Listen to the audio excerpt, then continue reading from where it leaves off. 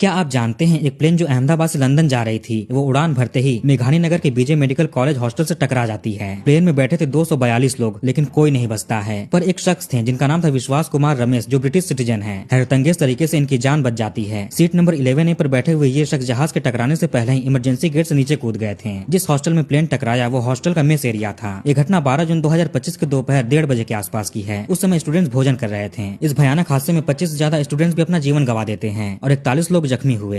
अब तक की सबसे भयानक प्लेन क्रैश है भारत की। ये प्लेन भी एयर इंडिया का बोइंग 787 ड्रीम लाइनर था, जो सेफेस्ट एयरक्राफ्ट में से एक माना जाता है। इसमें 169 इंडियन नेशनल्स, 53 ब्रिटिश लोग, 1 कैनेडियन और 7 पोर्चुगीज बैठे थे। बाकी 2 पायलट और 10 क्रू मेंबर्स थे। टोटल 242 लोग। इसमें से एक को छोड़कर कोई नहीं बचता है। किसी भी प्लेन की उड़ान भरने से पहले हर तरह के सेफ्टी चेक्स किए जाते हैं। यहाँ भी शायद हुआ हो, लेकिन कैसा चेक हुआ जो 625 फीट पर पहुंचते ही इस प्लेन के इंजन फेल हो गए और चंद मिनटों में हॉस्टल से जाकर टकरा गई। फ्लाइट में किसी के फैमिली मेंबर्स बैठे हुए थे तो कोई पूरा परिवार ही बैठा हुआ था। एक परिवार तो लंदन में बसने जा रहा था, लेकिन सब कुछ समाप्त हो गया। गुजरात के ex chief minister Vijay Rupani जी भी इसी में बैठे थे। इनकी भी मृत्यु हो जाती है। वैसे इनके व्हीकल्स का नंबर 1206 है और इसी तारीख को ये घटना हुई, इनकी मृत्यु हुई। एक पर्सन अपनी पत्नी की अस्थियां भारत में विसर्जन करने के लिए लाए थे, क्योंकि उनकी आखिरी इच्छा थी। ये भी इसी फ्लाइट में बैठे हुए थे। इनकी 4 और 8 साल की 2 बेटियों ने कुछ ही दिनों में अपने माता पिता दोनों को खो दिया। Air India company Tata group own करती है। यह हर मृतक को 1-1 करोड़ रुपए कंपनसेशन के तौर पर और जो घायल हुए यानी हॉस्टल के लोग, उनके ट्रीटमेंट का खर्च देगी। मृतकों के डीएनए टेस्ट करके उनके परिवारों को सौंपे जाएंगे, क्योंकि हालत ही ऐसी है कि चेहरे पहचानने लायक नहीं है। इस हादसे का कारण टेक्निकल फेलियर बताया जा रहा है, लेकिन सही जानकारी तो इन्वेस्टिगेशन करने के बाद ही पता चलेगी, जो चल रही है।